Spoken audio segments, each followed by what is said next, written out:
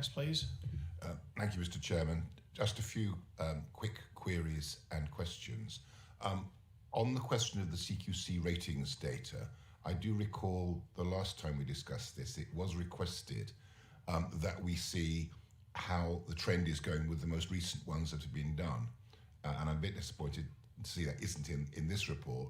So I took the liberty of looking it up myself and was quite disturbed to discover that from October last year until now, 4 CQC reports have been issued, which represents 5% of all the GP practices in Lincolnshire. Only 1 was good, 2 were needs improvement, and 1 was inadequate. I find that rather worrying. It's clearly a downward trend. On the question that's been raised previously about digital tools being switched off, I have to say, I find the concept of a digital tool being switched off quite ludicrous. I've been using internet services on the internet for nearly 30 years now, I think, since the internet was created. I've never come across the concept of an organisation switching off its portal. It's frankly. So when I want to report a blood pressure reading on a Sunday night, I log into the portal so I can report it. I don't expect to hear until Monday morning, but I expect to be able to do it. I expect to see a warning that says, by the way, no one's monitoring this today. It's a Sunday, for goodness sake. We'll look at it at some point tomorrow after 8 o'clock. That seems to me a perfectly normal, reasonable, logical, intelligent way of using IT, and I genuinely don't understand why the NHS can't do that. I also noticed from when I was just doing some research on this, I looked at NHS Digital. One of the things that is rich in the NHS is the amount of stats you can see on NHS Digital. And I would encourage, by the way, those people who write reports for us to put links into their reports to the relevant stats on NHS Digital, because there's far more there than would want to go into a report, but I think it would help members very much to see a lot of background, a lot of trends about what's happening, particularly if there's things of a statistical nature and performance management. So I noticed that for the latest figures for April, and I think this happens every month, but in April, the number of same-day appointments in Lincolnshire with a GP was 34,000 on a Thursday, only 25,000 on a Friday, which means that 36% more appointments on a Thursday than on a Friday. And I'd obviously love to know why that is. It just seems rather strange. On the NHS, on the 8 a.m. rush problem, that you have to phone in at 8 o'clock, and also the issue that I know has happened elsewhere, that GPs were only allowing same-day appointments to be booked.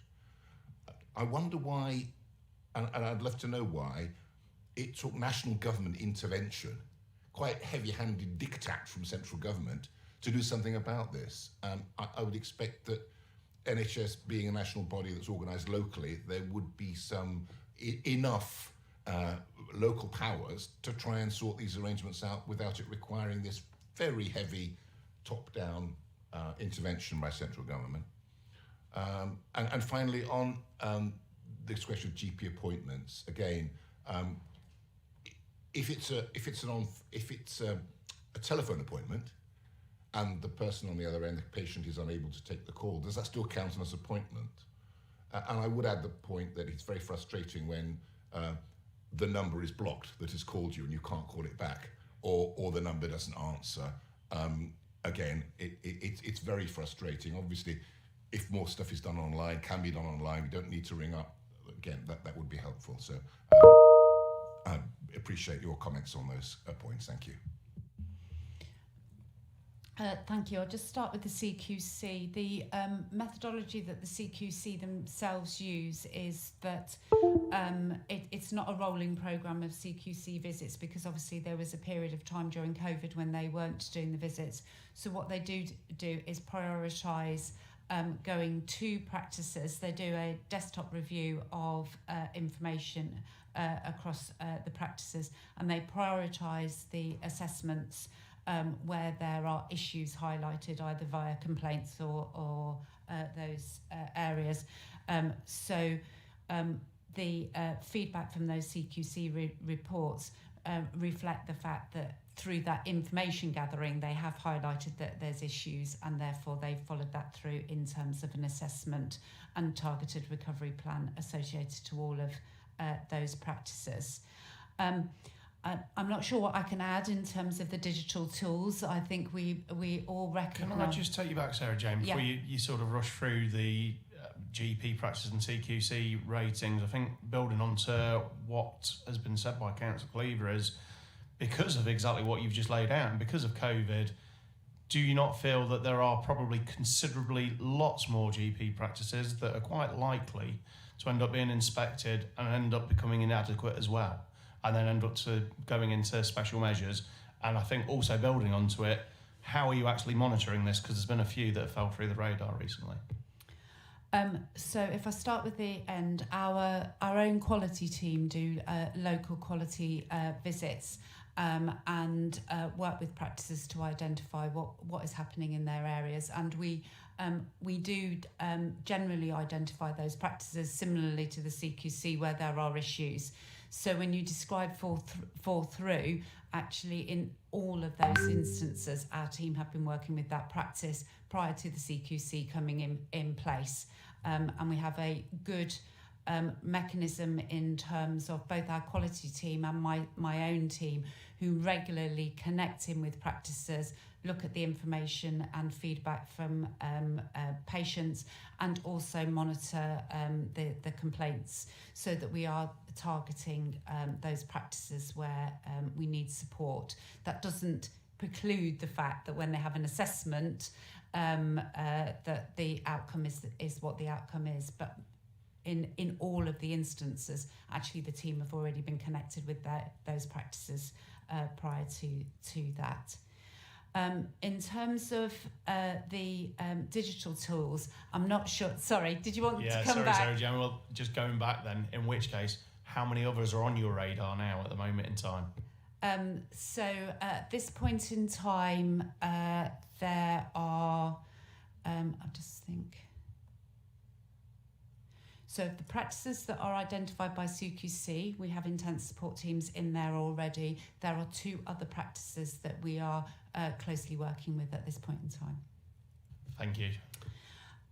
In terms of, we'll get to the digital bit, as in, I'm not sure what I can add in terms of the feedback we've already given about it is a developmental. I absolutely recognise what you're describing, and there is considerable more work to do in terms of how we utilise digital tools to improve access.